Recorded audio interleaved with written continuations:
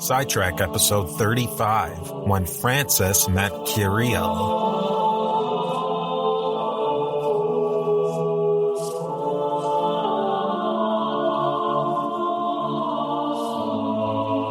Welcome back to A2Z History Presents the History of the Papacy. This sidetrack episode is the first and hopefully many more episodes on the historical background for current events involving the popes and Christian church in general. It is a little dangerous talking about current events, but it is something I've wanted to do for a long time, but I've always been sidetracked, so to speak, by other projects. Now it's time to dig in. I want to really thank Joseph Charneski from the History Podcast Facebook group for posting an article from the BBC that is the starting point for this episode. Definitely a big thank you to you, Joseph. I very much appreciate it. The BBC article was so thin, historically speaking, it just had to be further investigated. This short article only has 4 small paragraphs. Here is the first paragraph, quote, "The Pope and the Russian Orthodox Patriarch will meet in Cuba on Friday, the first encounter between the heads of the two churches since they split in the 11th century. The only meaningful part of that quote is the part about the two prelates meeting on Friday. They actually did meet on Friday, February 11th, 2016, in the Havana, Cuba airport of all places. Sounds like as good a place as any, I suppose. I wish I could have gone as a correspondent. This meeting is a historical meeting for many different reasons, just not for any of the reasons stated in the quote above. Saying this was the first encounter between the heads of the two churches since the 11th century conceals layers of actual interesting history. Don't get me wrong, this meeting between Pope Francis and Patriarch Kirill is absolutely important, just not for the time period between the meetings of their respective churches. They issued statements on all sorts of hot-button issues such as the crisis for Christians in the Middle East, euthanasia, marriage issues, ecumenism, and the situation in Ukraine. I've added a link to the show notes to the official joint letter issued by the Pope and Patriarch if you'd like to learn more. In the opening line of the joint statement, they say this meeting is, quote, the first in history. They don't really explain much more than that, but there definitely is more to say on the matter. And after listening to this episode, I highly encourage you to look at the show notes to start your own search. The Rus, or the Russians, converted to Christianity like many European groups did. They were influenced by the remnants of the Roman Empire and the sophistication of Mediterranean culture. The short story is the Rus attacked Constantinople, but they also traded with them. It was that trade that almost required them to drop their native Slavic paganism in order to plug into the Mediterranean world. The Rus were introduced to Christianity not through the Latin West as the Germanic groups were, but through the Greek East. That changed the whole orientation of Russian Christianity. The Russians were aligned towards Constantinople in the east and not to the Pope in Rome. The traditional date for the conversion of the Rus to Christianity is in 988 AD when Grand Prince Vladimir of Kiev was baptized. The Grand Prince's conversion didn't fall out of the clear blue sky. There had been missionary activity among the Rus for the better part of a century, but it took some time for the conversion to really kick into high gear. The Russians were just converted to Christianity at the dawn of the 11th century. The Russian Church at this point did not technically have a leader in its own right. The Church of Russia was governed by the Patriarch in Constantinople. For over 400 years, the patriarchs in Constantinople appointed a metropolitan bishop to the Russians. Something very important did happen in the 11th century. In 1054, the Great Schism between the Eastern and Western Church occurred. It was a breakup that was long in the making, but the split officially went down in Constantinople in 1054 with mutual anathemas. Russia wasn't directly involved in this action, but since Russia was under the umbrella of the Patriarch of Constantinople, they were involved whether they liked it or they didn't. The Great Schism of 1054 was only about 70 years after the Rus were even converted to Christianity. These Rus were not power players in the Christian world at this time. They were still wet behind the ears from their baptism. If the Pope were to meet with the leader of the Russian Church, he would have to meet with the Patriarch of Constantinople. The Russian Church would eventually grow and become a strong movement, but it would take time and the collapse of the Eastern Byzantine Empire. The communion of the Eastern Orthodox churches works a little differently than the Roman Catholic Church. The Pope is the supreme and ultimate religious leader of all Roman Catholics. The Catholic Church is based in countless countries around the world: Poland, Ireland, the Philippines, the USA, UK, France, African nations, etc., etc. But the Pope is the leader of all of them. They call it direct and ordinary control. This is not so in Orthodoxy. In the Orthodox world, many national churches are self-governing. The term they use is autocephalous, self-heading. What happens is churches are established, and then after they have reached a certain state, they are granted this autocephaly by their mother church, and then the autocephaly is agreed upon by the other autocephalous churches. This process takes time, and as you would expect, has a political element to it. Some examples of autocephalous national churches are Russia, Bulgaria, Cyprus, Romania,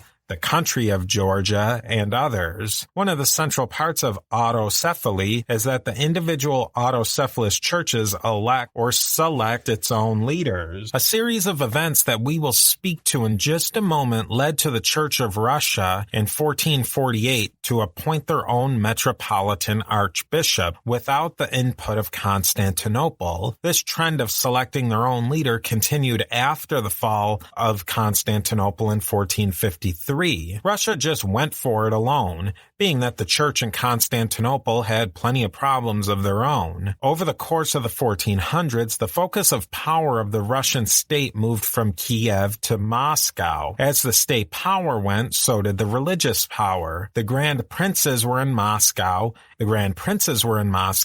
and so were the metropolitan. Hey, Steve here. If you're enjoying the History of the Papacy podcast, consider joining us on Patreon at patreon.com/history of the papacy.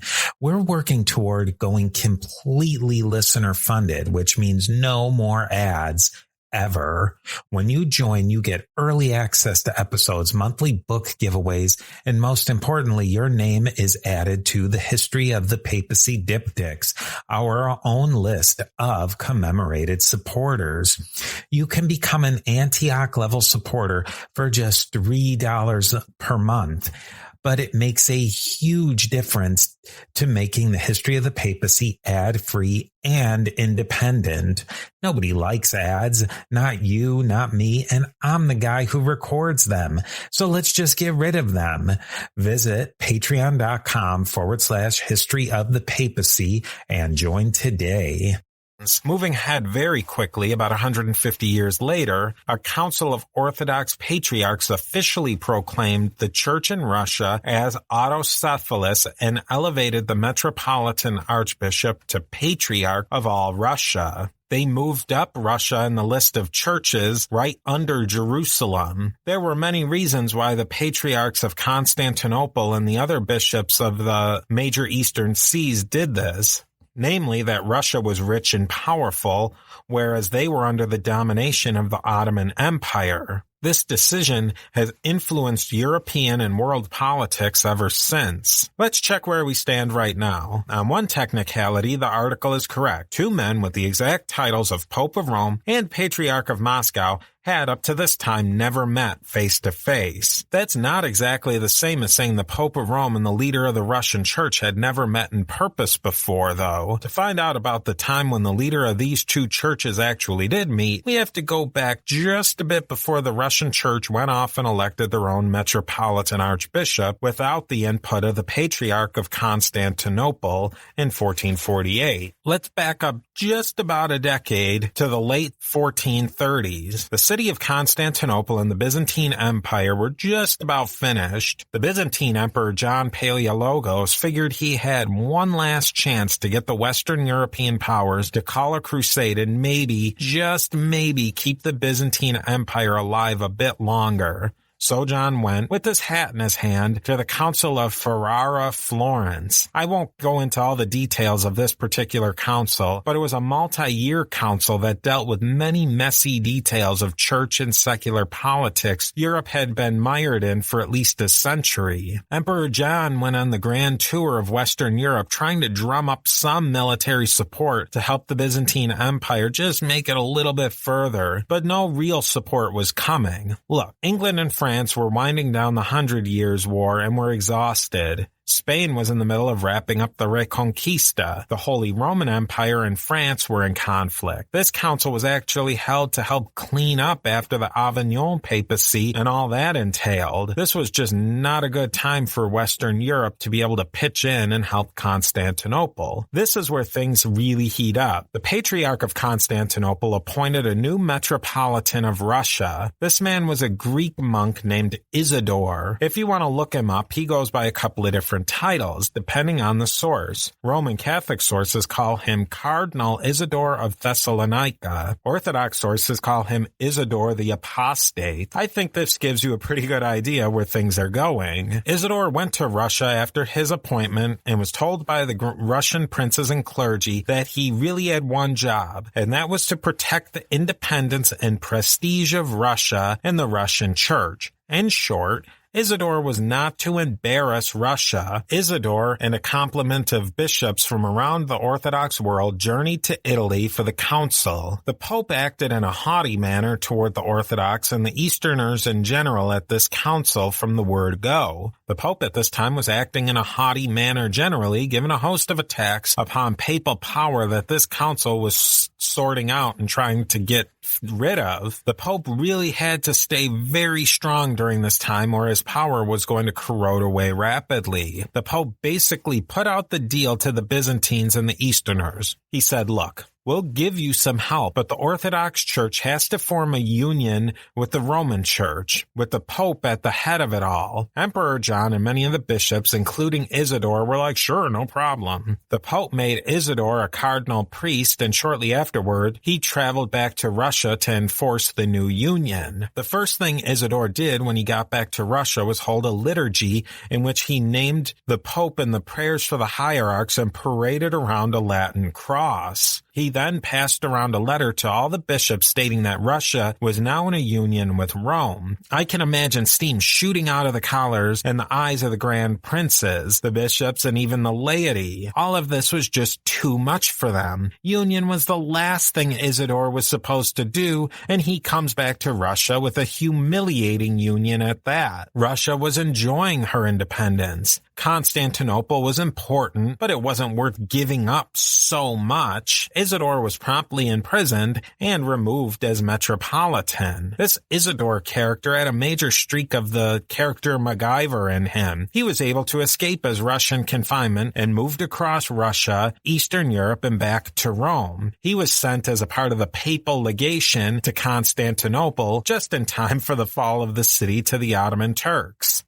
Isidore was even able to escape this terrible situation. Isidore dressed up a corpse in his full cardinal regalia, dressed himself up as a commoner, and escaped the city on a boat. When Isidore arrived back to Rome, he was heaped with all sorts of titles, including Latin Patriarch of Constantinople. That title always stuck in the craw of the Orthodox because of the unpleasantness of the Fourth Crusade. Really, if you count the meeting between Isidore and the popes, we have at least one meeting between the head of the Russian Church and the papacy. This unfortunate event was the first step on a very long, rocky relationship between the Russian Orthodox and Roman Catholic churches. You can see why neither party would want to trumpet that first meeting. As I said, this was just the first of the beginning of a sour relationship between these two powerful churches. The Russian and Roman churches are going to bump heads again and again over the next 600 years, up to the present day. The main flashpoint of this conflict was and is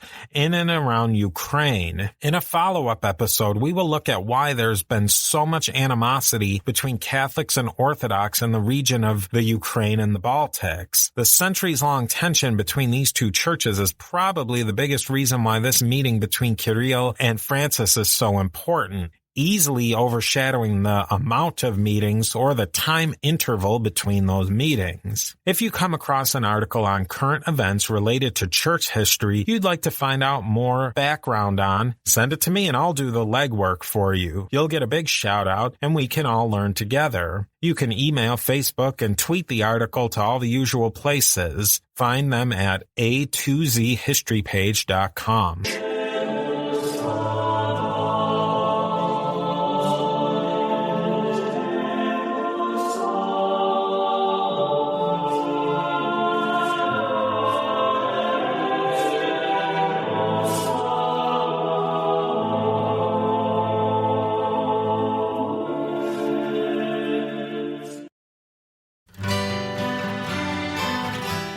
The Historical Jesus Podcast is the sweeping saga of the life and times of Galilean Jesus of Nazareth, as well as the faith, religion, and church founded to honor and disseminate his acts and teachings.